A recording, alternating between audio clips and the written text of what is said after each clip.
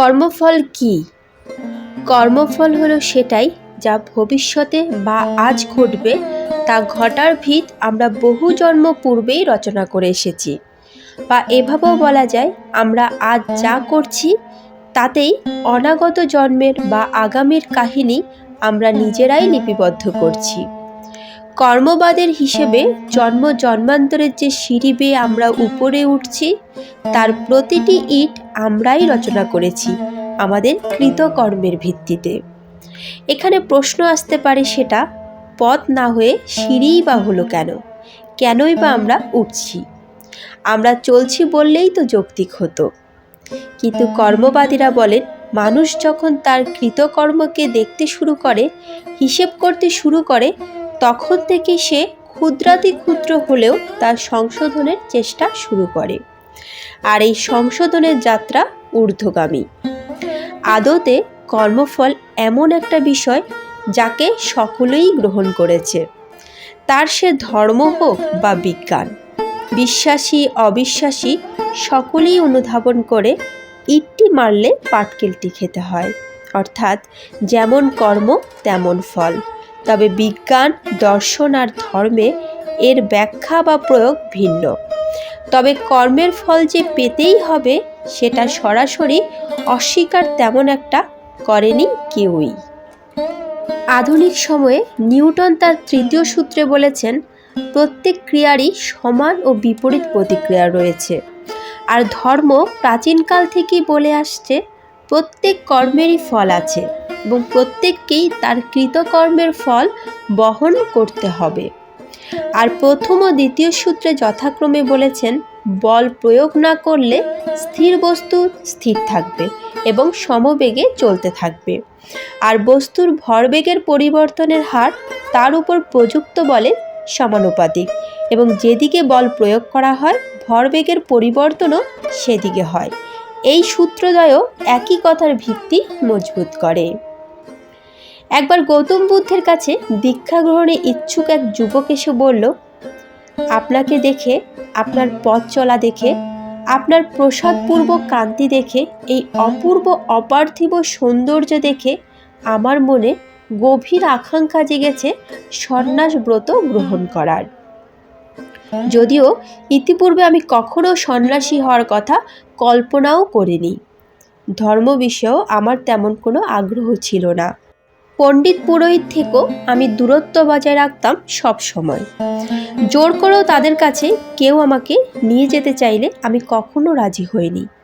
তাদের কথা শুনে আমার মাথা ধরে যায়। কিন্তু আপনাকে দেখে আমার ভেতরে কেমন জানি একটা উচ্ছ্বাস সৃষ্টি হয়েছে।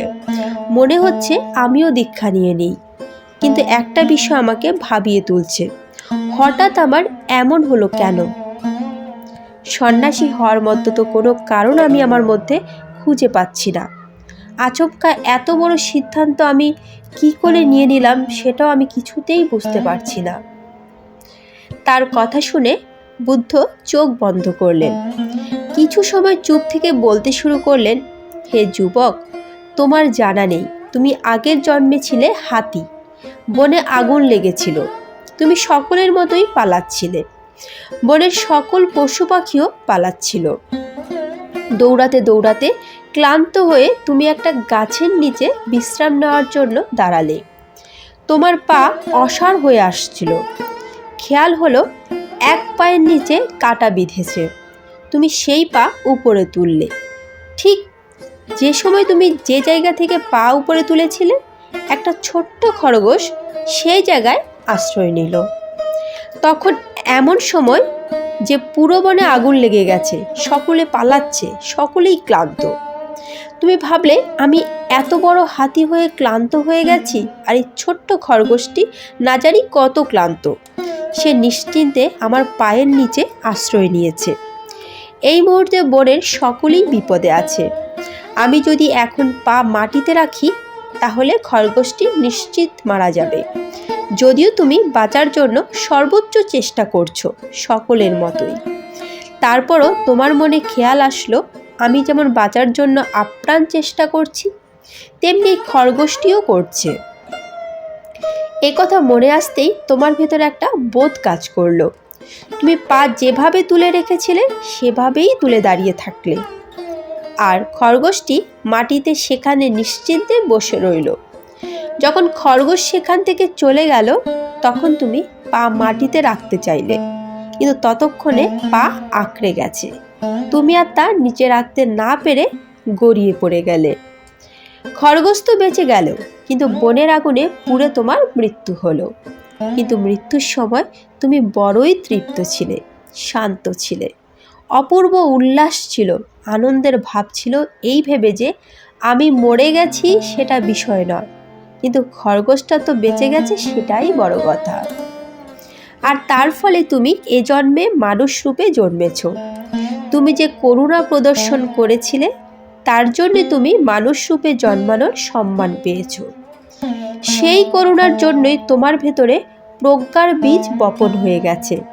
যার জীবনে করুণা আছে সেই প্রজ্ঞা লাভ করতে পারে, যার জীবনে প্রজ্ঞা আসে তার জীবনে করুণা আসে। আসলে এই দুটি একই মুদ্রার এপিঠ ওপিঠ। আর সেই করুণার বলে আজ আমাকে রাস্তায় দেখে তোমার মনে এই ভাবের উদয় হয়েছে। তুমি যে ভাবছো এটা অকারণে হয়েছে, আদতে তা নয়। এর পেছনে কিছু গল্প থাকে, কিছু কাহিনী বা ঘটনা থাকে। মানুষ মানুষ রূপে যে জন্মায় এর পেছনে কোনো না কোনো কারণ থাকে, এটি অকারণে ঘটে না। জন্ম জন্মান্তরের এই গমনাগমনে তুমি কিছু না কিছু কর্ম করেছ, তার ফলে এই মানব জীবন প্রাপ্তি।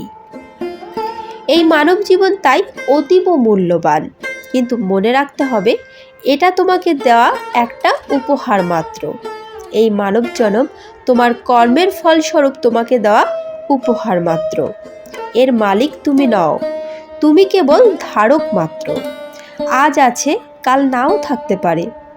গতকালের বা গত জন্মের প্রাপ্তিতে তা যা লাভ করেছ আজকের কর্মদোষে তা হারিয়ে ফেলতে পারো। হাতি করুণার জন্য যেমন মানুষ রূপে জন্মাতে পারে, ঠিক তেমনি মানুষ তার কঠোরতা, হিংসা, হিংস্রতার কারণে পরের জন্মে হাতি হতে পারে। এ প্রসঙ্গে সাধক লাটু মহারাজ বলেছেন, কর্মফল ভুগতেই হবে, তা তুমি জানো আর নাই জানো। যেমন আগুনে হাত দিলে পূর্বেই পূর্বে, তা তুমি জেনেই দাও আর না জেনেই দাও, ঠিক তেমনি যে বুদ্ধিমান সে এ তত্ত্ব জেনে এমন কর্ম করে না যাতে শেষে দুঃখ পেতে হবে। গীতায় আছে, কর্মের গতি বড়ই জটিল। এ কথা খুব সত্য। দেখো না, যে কর্মটা কখন তুমি ভালো মনে করেছো সেটা হয়তো কালকে কুফল হবে। সেজন্য খুব বিচার করে কাজ করতে হয়। বিচার করে করলে যে ভুল হয় না এমন নয়, ভুল হয়, তবে কম ভুল হয়। যারা বিচার করে কাজ করে না তাদের বেশি ভুল হয়, আর সেজন্য দুঃখ বেশি ভোগে। পতিত পাপী কেউ নয়, কর্মই হচ্ছে দোষী। মন্দ কর্ম ত্যাগ করে ভালো কর্ম করলেই মানুষ সৎ হয়ে যায়। রত্নাকর দস্যু ছিল, সে ভাব ত্যাগ করে সাধন করলে ঋষি হয়ে গেল। তাই মানুষকে ঘৃণা করা অন্যায়, তার কর্মকে ঘৃণা করতে পারো। শ্রী শ্রী রামকৃষ্ণ পরমহংসদেব বলেছেন, তার সংসারে আছো থাকলেই বা, কিন্তু কর্মফল সমস্ত ঈশ্বরকে সমর্পণ করতে হবে। নিজে কোনো ফল কামনা করতে নেই। তবে একটি কথা আছে, ভক্তি কামনা কামনার মধ্যে নয়। ভক্তি কামনা ভক্তি প্রার্থনা করতে পারো। ভক্তির তম আনবে, মার কাছে জোর করো। মা সারদা দেবী বলেছিলেন, ভারী সাবধানে চলতে হয়। প্রত্যেক কর্মের ফল ফলে, কাউকে কষ্ট দেওয়া, কটু কথা বলা ভালো নয়। ভগবদ্ গীতা অনুসারে অর্জুন কুরুক্ষেত্র যুদ্ধে তার আত্মীয়স্বজনকে হত্যা করতে দ্বিধাবোধ করছিলেন। তখন কৃষ্ণরূপে ঈশ্বর অর্জুনকে বলেন, তুমি কি বিশ্বাস করো যে তুমি এই কাজের কর্তা? না, তুমি আমার হাতের নিছক একটি যন্ত্র। তুমি কি মনে করো যে তোমার সামনের এই মানুষগুলো জীবিত? এরা ইতিমধ্যেই মৃত। ক্ষত্রিয় হিসেবে তোমার ধর্ম এবং ভূমিকে রক্ষা করা তোমার দায়িত্ব। যদি তুমি তোমার এই দায়িত্ব থেকে অব্যাহতি নাও তাহলে তুমি ধর্মের নীতিকে অনুসরণ করবে না। কর্ম হচ্ছে কারণ আর সুখ দুঃখ ভোগ হচ্ছে কর্মফল। অনেকে ভারতীয় দর্শনে কর্মকে সকাম ও নিষ্কাম কর্ম এই দুই ভাগে ভাগ করেছে। সকাম কর্মই কর্মবাদের অধীন, নিষ্কাম কর্ম কর্মবাদের অধীন নয়। রাগ, দেশ ও মোহবশত ফলের আকাঙ্ক্ষায় সম্পাদিত কর্মই সকাম কর্ম। সকাম কর্মের ফলে জীবকে বারবার ধরাধামে ফিরে এসে কর্মফল ভোগ করতে হয়। কর্মবাদের উপর ভিত্তি করেই ভারতীয় দর্শনের জন্মান্তরবাদ প্রতিষ্ঠিত হয়েছে। আমাদের সনাতন ধর্মের মতে পুণ্যের ফলে মানুষ সুখ, শান্তি ও আনন্দ লাভ করে, এতে স্বর্গ লাভ হয়। পাপের ফলে মানুষ দুঃখ, অশান্তি, কষ্ট পায়, এতে নরক লাভ হয়। প্রত্যেককেই কর্মের ফল পেতে হবে, এটা অবশ্যম্ভাবী। কর্মফল ভোগ সম্পূর্ণ না হলে মুক্তি বা মোক্ষ লাভ হয় না। সকল কর্ম এই মহাজাগতিক কর্মকাণ্ডেরই একটা অংশ। জগতের কোনো কিছুই বিচ্ছিন্ন নয়, সব কিছুর সাথেই সবার যোগ রয়েছে। সনাতনী বা বৈদিক প্রায় সকল গ্রন্থে বলা হয়েছে জগৎকে সৃষ্টির জন্য ব্রহ্মকেও জীবের কর্মের জন্য অপেক্ষায় থাকতে হয়। উপনিষদে বলা হয়েছে পূর্ণ কর্ম করলে দেহান্তরে শীঘ্রই ব্রাহ্মণ বা ক্ষত্রিয় বা বৈশ্যজনিতে জন্মলাভ করে, আর পাপ কর্ম করলে শীঘ্রই কুকুর বা শূকর বা চণ্ডাল জনিতে পুনর্জন্ম হয়। বৃহদারণ্যক উপনিষদে বলা হয়েছে তিনি কর্মকেই আশ্রয় করে থাকেন, তাই পুণ্য করলে ভালো আর পাপ করলে মন্দ ফল ভোগ করতেই হয়। পাপ পুণ্যের আবর্তে জীব পুরুষকে জন্মচক্রে পাক খেতে হয়। তাই কর্ম হলো জীবের গতি, কর্ম হলো জীবের মুক্তি। কঠোর উপনিষদে বলা হয়েছে যম বলেছেন সংসারী মানুষ মাত্রই নিজ নিজ পরিবারের প্রতি অতিশয় আসক্ত। ধন সম্পদের মোহ তাদেরকে আচ্ছন্ন করে রাখে, তাদের বুদ্ধি অপরিণত, তারা তাদের চারপাশের জগৎকেই একমাত্র সত্য বলে মনে করে। এর বাইরেও যে একটা জগৎ আছে সে খোঁজ রাখে না। ইহলোকেই আছে, পরলোক বলে কিছু নেই। যে ব্যক্তি এ কথা মনে করে সে বারবার আমার অধীন হয়, অর্থাৎ তার পুনঃ পুনঃ জন্ম মৃত্যু ঘটে থাকে। আসলে আমাদের ভাগ্য হচ্ছে দু প্রকার, জন্মগত ভাগ্য ও কর্মগত ভাগ্য। গত জন্মের কর্মের ফলে মানুষ যে ভাগ্য পায় তা হলো জন্মগত ভাগ্য, আর এই জন্মের কর্মের ফলে মানুষ যে ভাগ্য পায় তা হলো কর্মগত ভাগ্য। প্রত্যেক মানুষকেই তার কর্মের ফল ভোগ করতে হয়, এমনকি দেবদেবীগণকেও তাদের কর্মের ফল ভোগ করতে হয়। যদি এই জন্মে কোনো কারণবশত কারো কর্মের ফল ভোগ না হয়ে থাকে তবে তা পরজন্মে ভাগ্য হয়ে তার সম্মুখে উপস্থিত হবে। যতক্ষণ না পর্যন্ত তার কর্মফল ভোগ হয় তিনি কর্মফলের বন্ধন থেকে মুক্ত হতে পারবেন না। কেউ খারাপ ভাগ্য নিয়ে জন্ম নিল, এই জন্মে তিনি যদি ভালো কাজ করেন তো তার ভাগ্য ভালো হয়ে যাবে। আবার কেউ ভালো ভাগ্য নিয়ে জন্ম নিলেও এই জন্মে তিনি যদি খারাপ কাজ করেন তো তার ভাগ্য খারাপ হয়ে যাবে। কর্মের ফলেই মানুষের ভাগ্যের পরিবর্তন ঘটে। ঈশ্বরের কৃপা লাভের ফলেও মানুষের ভাগ্যের পরিবর্তন ঘটে, কিন্তু ঈশ্বরের কৃপা তখনই হয় যখন মানুষ সদাচারী ও ন্যায়নিষ্ঠাপরায়ণ হয় এবং তিনি সর্বদা ধর্মের পথে চলেন। সদাচারী ব্যক্তি সর্বদা কর্মফল ভোগের জন্য প্রস্তুত থাকেন, তাই তিনি ঈশ্বরের কৃপা লাভ করেন। ছল ছাতুরির দ্বারা ঈশ্বরের কৃপা পাওয়া যায় না। তাই আপনার ভাগ্যে সুখ থাকুক বা দুঃখ থাকুক, শান্তি থাকুক বা অশান্তি থাকুক, ভাগ্যকে সানন্দে স্বীকার করে কর্মফল ভোগ করে নেওয়া উচিত। কর্মফল ভোগ করলেই মুক্তি পাবেন।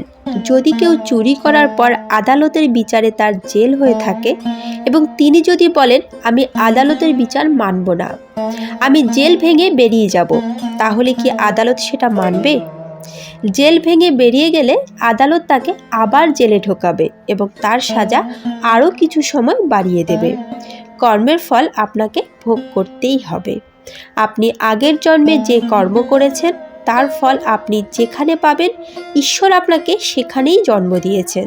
তাই ঈশ্বরের সিদ্ধান্তকে মেনে সৎভাবে জীবনযাপন করা উচিত। হরে কৃষ্ণ। আজকের মতো ভিডিওটি এখানেই শেষ করলাম। আশা করি আপনাদের ভালো লেগেছে। যদি ভালো লেগে থাকে তাহলে অবশ্যই একটি লাইক করবেন। কমেন্টে রাধা মাধবের জয়গান করতে ভুলবেন না যেন। যারা এই চ্যানেলে নতুন তারা এ ধরনের বিভিন্ন ধর্মীয় ভিডিও পেতে এবং গীতা পাঠ শুনতে চ্যানেলটিকে সাবস্ক্রাইব করুন। তাহলে আজই পর্যন্তই, দেখা হচ্ছে পরবর্তী ভিডিওতে। ভালো থাকবেন, সুস্থ থাকবেন। জয় শ্রীকৃষ্ণ, রাধে রাধে। সব শেষে আমার সাথে বলুন সেই মহামন্ত্র, শুধু একবার, হরে কৃষ্ণ কৃষ্ণ কৃষ্ণ হরে হরে, হরে রাম রাম রাম হরে হরে।